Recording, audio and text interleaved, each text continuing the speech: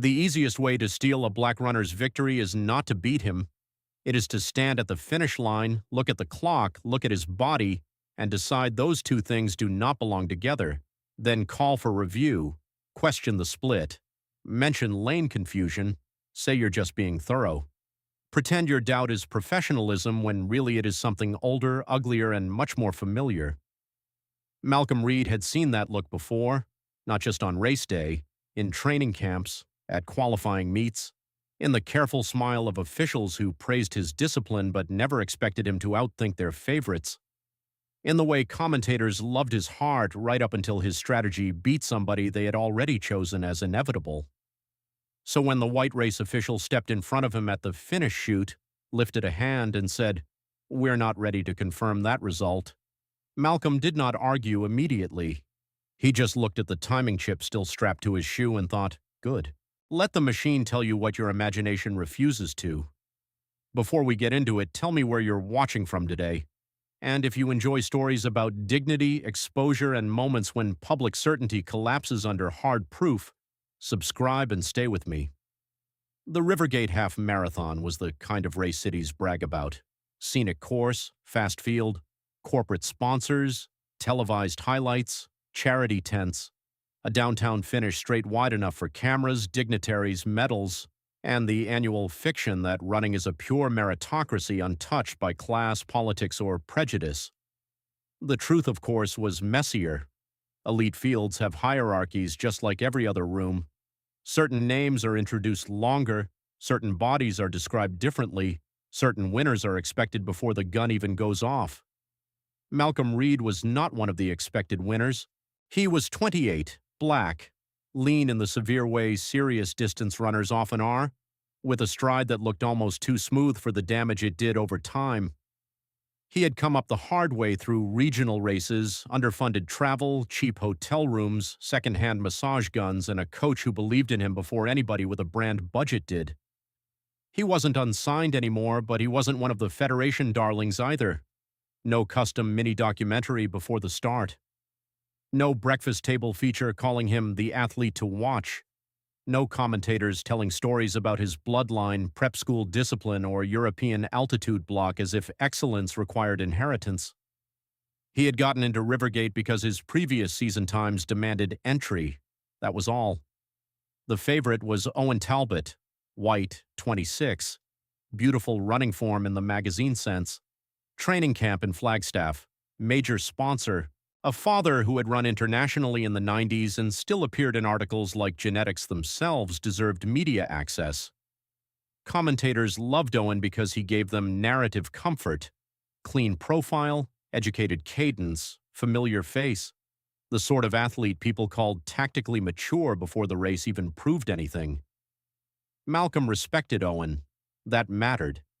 This was not about one runner hating another. It was about the ecosystem around them, the assumptions waiting at the edges, the way some victories are greeted and others audited.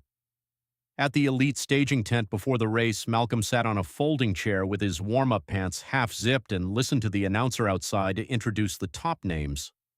Owen got a full paragraph.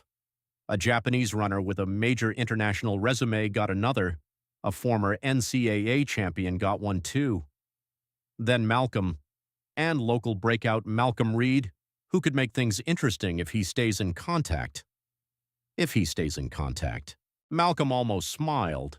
That was the lane they liked for him. Durable, disruptive, interesting. Not dangerous enough to win, just useful enough to keep the real story honest. His coach, Tanya Bishop, heard it too. Tanya was black, 50, broad-shouldered, unsentimental, and one of those great coaches who had long ago stopped asking sport to be fair before teaching her athletes how to survive it. She stood near the tent opening with a stopwatch around her neck and said, "Good. Let them keep talking about contact." Malcolm adjusted his watch. "I know. You run your race." He nodded. That was the whole plan. Not magical, not dramatic, just ruthless pace discipline. The weather was almost perfect. Cool air, cloud cover, little wind. A course fast enough to reward patience and punish vanity. The opening miles unfolded the way high-level road races often do. controlled aggression pretending to be courtesy. The lead pack stayed honest but not reckless. Owen sat comfortably near the front. Two other favorites traded little surges no one took personally yet. Malcolm stayed where he wanted to stay, close enough to see, far enough not to be asked to lead someone else's strategy. At mile 4, the first pretender dropped. At mile 6, the pack thinned again. At mile 8, the cameras started paying more attention because the race had not unfolded according to script. Malcolm was still there, not flailing, not clinging. There, smooth, quiet, waiting. Commentary shifted tone the way commentary always does when a black athlete stops being decorative and starts becoming structurally inconvenient. He's hanging tough. He's having the race of his life. You wonder if this pace might catch him in the final 5K? Always that. Endurance as novelty, discipline as temporary surprise. Tanya, watching from the live feed near the mile 10 coach access point, snorted when she heard it. Malcolm never heard the commentary. He heard breath, asphalt, his own cadence, and the little internal math only serious runners understand. Foot strike, oxygen, margin, risk. When to cover, when to let ego waste someone else's legs first. At mile 10, Owen moved, not a break, a pressure increase, a little test. The kind favorites use when they expect one or two people to disappear behind them and confirm the hierarchy. One runner dropped, then another. Malcolm did not. He held. Owen glanced once. That was the first honest recognition of the day. At mile 11.5, the race became real. Just the two of them now, with one fading third several seconds back and the city opening ahead into the long turn toward downtown. The crowd noise thickened. Cowbells, barrier screams. The ugly, joyful noise ordinary people make when competition becomes simple enough to understand. Two men, one line, last mile. Owen surged again. This time Malcolm went with him. Not immediately, not reactively, deliberately. That was when the race shifted in the most dangerous way possible for everybody who had already decided what kind of story they wanted. Because once the black runner not only survives the move but chooses when to answer it, he stops being a subplot. The final half mile came hard and bright. Owen driving, Malcolm shadowing, then level, then slightly ahead. Then Owen trying one last acceleration near the final bend and finding, maybe for the first time all morning, that Malcolm had another gear his face had been too disciplined to advertise. The finish straight opened wide, banners, clock, noise. Malcolm heard almost nothing by then, just the sound of his own body becoming cost. He leaned at exactly the right time, not wildly, not desperately, professionally, and crossed the line first. The clock froze in a way that should have ended everything. 1 hour, 2 minutes, and 14 seconds. Malcolm stumbled through the finish chute, hands to knees, lungs tearing. Volunteers reaching with water and foil blankets. Somewhere behind him, Owen crossed 2 seconds later and bent double in disbelief more than exhaustion. The crowd cheered. Of course they did. People love winners before they understand what winning will ask them to reconsider. A medal volunteer moved toward Malcolm, then stopped. Because one of the race officials had stepped in, white, 60s, red event blazer, clipboard. The kind of man who had spent so long around to organize sport that he no longer recognized his own assumptions as assumptions. His badge read Clay Porter, Results Operations. He looked from Malcolm to the finish display to his clipboard, and you could actually see the refusal happen, not confusion, refusal. "We're not ready to confirm that result," he said. The volunteer froze. Malcolm straightened slowly. "What?" Porter kept his tone smooth, administrative, the way people do when they want the violence of what they're doing to sound like filing. There may be a discrepancy.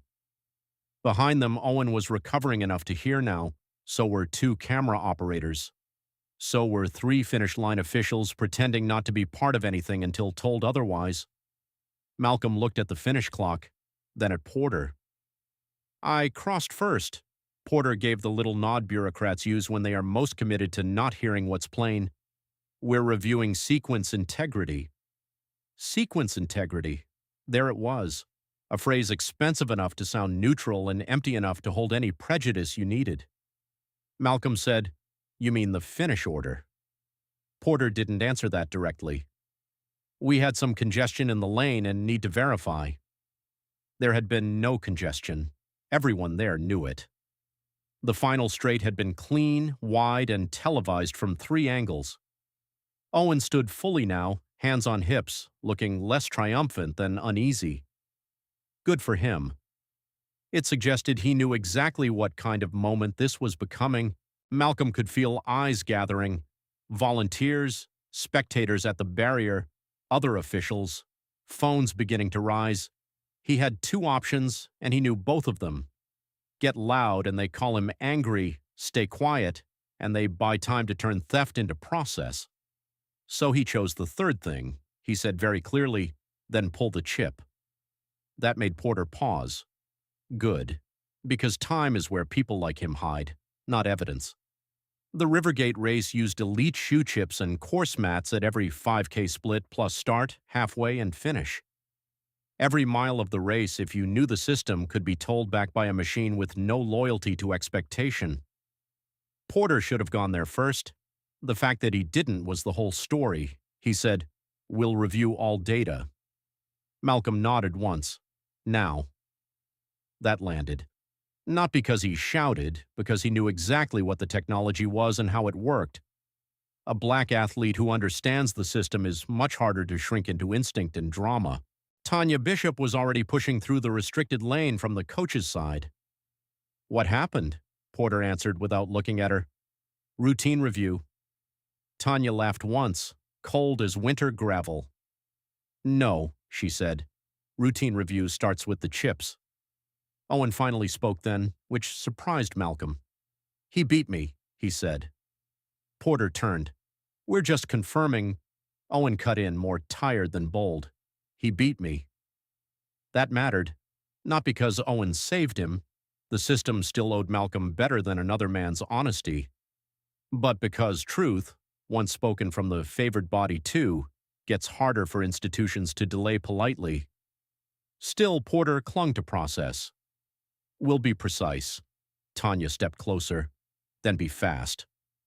The race director arrived. Then the timing company lead. Then a second official with a tablet. Someone opened the results console under the finish tent. Phones were definitely up now. The crowd near the barrier had that electric hunger people get when they sense a public wrong is trying to disguise itself as admin work. Porter asked for the finish camera first. Interesting. Still avoiding the chip line. Tanya saw it too. "Not camera first," she said. "Pull the mats." The timing lead, a younger woman with a headset and zero patience for older men playing games with hardware, answered before Porter could. "I'm pulling everything." "Good." She worked quickly, tabs open. Athlete IDs, split sequence, chip records. Malcolm stood there under the finish banner with the foil blanket hanging open from one shoulder, sweat cooling too fast, body still in shock from the effort and mind now being forced into something uglier than fatigue. This was the hidden violence of these moments. He had already paid for the win in muscle, oxygen, nerve. Now he was being asked to pay again in composure while someone decided whether his body crossing first was believable enough to count.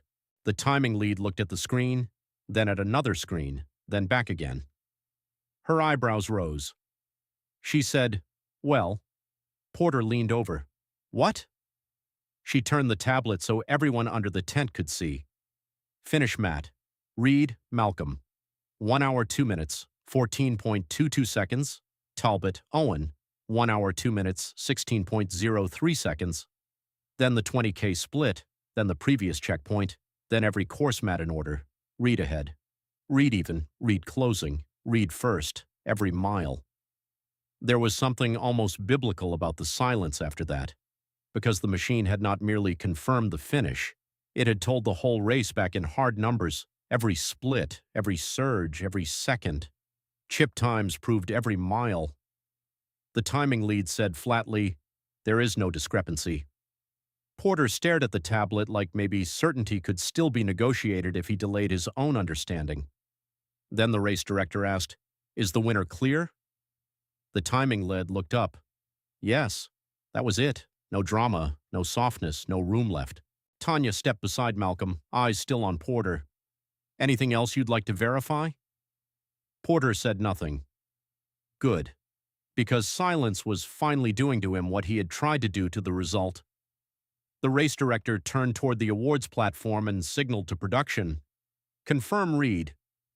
Just like that, the loudspeaker crackled. "Ladies and gentlemen, your 2026 Rivergate Half Marathon champion, Malcolm Reed." The crowd erupted, but Malcolm heard the announcement differently than he would have if it had come the first time, because now the cheer came after suspicion, after review, after public hesitation. Victory still counts. But so does the delay. On the podium, the medal sat heavy around his neck and the tape at the finish felt colder in his hands than he expected. Cameras flashed. A local reporter shouted a question about race strategy. Owen stood on the second step and clapped him on the shoulder in what looked like genuine respect. Good. Porter was nowhere near the platform. Better. The interview afterward was where Malcolm made his choice. The easy thing would have been grace. Everyone loves grace from the wounded person once the institution has corrected itself just enough to avoid headlines. Instead, he told the truth clean. When the reporter asked, "Did you know you had him at the line?" Malcolm answered, "Yes, the chip knew too. That's why it should have been enough the first time." That clip traveled. Of course it did, because the sentence was too sharp, too true, and too portable not to. By evening, running accounts online were replaying the finish, then replaying the delay, then zooming in on Malcolm standing in the chute while officials hesitated, then posting the split table showing he had led the final sections exactly as the chip history confirmed. Questions followed. Why was the result questioned at all? Why wasn't chip verification the first step? Why did the official challenge the winner before reviewing the timing system? Would the same thing have happened if the expected winner had crossed first? The race issued a statement the next day about momentary finish sequence review under routine integrity procedure. People who knew anything about race timing laughed at that immediately. Routine integrity procedure, if it were routine, would have checked the chip first, not the black man. 3 days later, Rivergate announced updated finish adjudication protocol. Clay Porter was stepping back from finish operations duties. Again, the administrative language was softer than the wound. Tanya read the statement on her phone and snorted. They still won't say what happened. Malcolm, icing his calves at home, said, "They don't need to. Everybody saw it."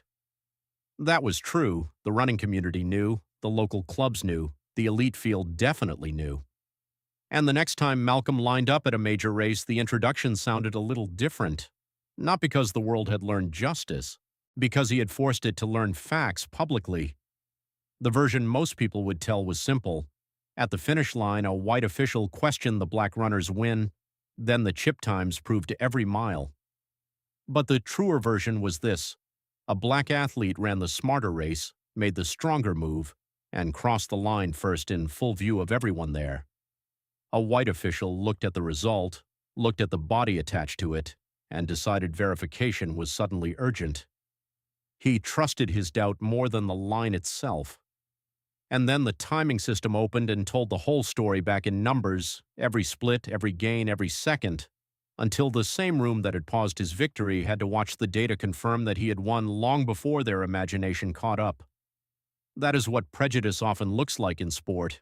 Not always cheating, sometimes just suspicion with a badge, a delay, a review, a little extra scrutiny for the black body that finished first when somebody else had already been expected to own the tape. Until the chip times come up. And then suddenly the win they questioned becomes the most measurable thing in the entire race.